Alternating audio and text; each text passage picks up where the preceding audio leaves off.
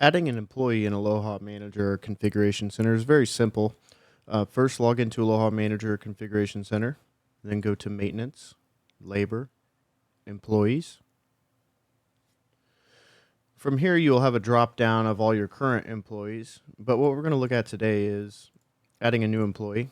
So what you will do is you will click New. It will give you the next available open number in line. You can set this as whatever you want.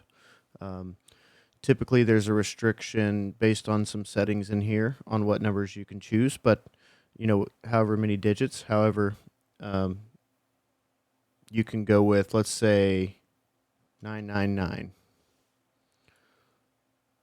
If it doesn't have a red circle next to the 999, that number is available. A lot of times I will just put 9 zeros in as the social. You can put that in there if you feel like it, but it's not necessary.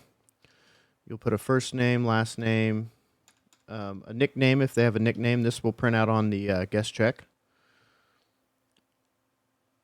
What you'll see down here is all optional, address and that sort of thing. If you want to require the employee to have to use a magnetic card on the front of house, you will select this, but only do so after you've already set the magnetic card on the front of house. And we'll go through that in another video. So as far as this tab goes, that's all you need. Status.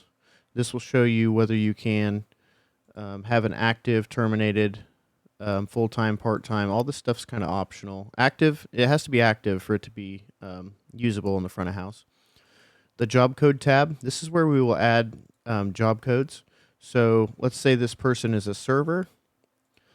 You will have the corresponding access level for that employee. And then let's say the pay rate is $3. Let's say this person also works as a bartender. We will also set the corresponding access level for that. And you can set a different pay rate for different job codes. Each employee can have up to 10 job codes.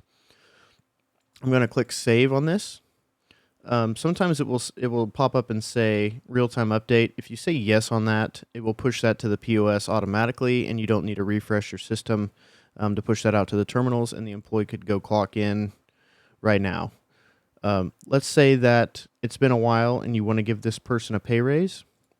Select the proper job code that you want to give the pay raise for, or both, whatever you want to do. So let's say we want to pay them $3.25 now instead of $3. You can highlight it up here, and then you would edit it down below under the pay rate section. You can either edit it, or we can add a new pay rate, and you can even schedule, let's say next Monday, January 5th, they will be getting paid $3.25 going forward. You can do that and pre-schedule based on payroll dates and that sort of thing when you will give pay raises. Also, if you do it this way, it leaves a track record of when you edited people's pay rates. So this is the method I recommend. However, you can do it however you'd like.